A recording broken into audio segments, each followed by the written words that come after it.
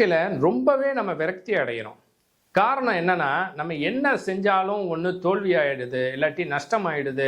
நான் எந்த காரியத்தை எடுத்தாலும் எனக்கு வெற்றியே கிடைக்க மாட்டேங்குதுன்னு நிறைய பேர் பார்த்தீங்கன்னா மன உளைச்சல் ஆகிறாங்க.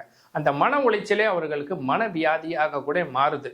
இன்னும் சொல்லப்போனால் அவர்களால் வெற்றி அடைய முடியாது அப்படிங்கக்கூடிய ஒரு விஷயத்தை அவர்களை அறியாமல் தனக்குள்ள பதிவு செய்து வச்சுக்கிறாங்க. தோல்வியாக இருக்கட்டும், வெற்றியாக இருக்கட்டும், அது ஒரு செயல் தான்.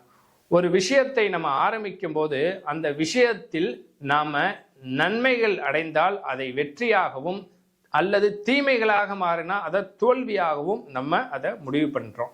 ஆனா இந்த வெற்றி தோல்வி ரெண்டுமே ஒரு செயல் தான். நீங்கள் தோல்வி அடைஞ்சாலும் சரி, வெற்றி அடைஞ்சாலும் சரி, அதை நம்ம அடுத்த படிநிலைக்கு கொண்டு போகணும். எப்படி கொண்டு போகணும்னா, வெற்றி அடைஞ்சிட்டா இது வெற்றி அல்ல, இதையும் கடந்த வெற்றியை நான் அடைய வேண்டும் என்பதற்காக ஓடுங்க. ஓடுறதுனா எதை இலக்காக வைத்துள்ளீர்களோ, எது உங்களுடைய குறிக்கோளோ, அந்த இலக்கு மீதும் குறிக்கோளின் மீதும் வைராகியத்துடன் செயல்படுங்க. இன்னைக்கு புத்தி உள்ளவர்கள் தான், பகுத்தறிவு உள்ளவர்களால தான் நம்ம வாழ்க்கையில வெற்றி அடைய முடியும். எதையும் யோசிக்காம சரியா தப்பான ஒரு விஷயத்தை 1க்கு 10 முறை கூட சிந்திக்கலாம்.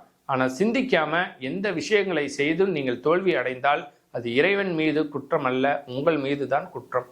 தோல்விகளே நீங்க பல முறை அடைஞ்சாலும் அந்த தோல்விக்கான காரணத்தை தேடுங்க. கண்டிப்பா வெற்றிக்கான பாதை உங்களுக்கு கிடைச்சிடும். தோல்வி வெற்றி என்பது நம்மளுடைய செயல்கள்ல இருக்கு. உங்களுடைய ஞானத்தின் அறிவின் பால் நீங்கள் கண்டிப்பாக இதில் உள்ள நன்மை தீமைகளை ஆராய்ந்து செயல்பட்டால் எல்லோருக்குமே வெற்றி ஒரு நாள் நிச்சயம்.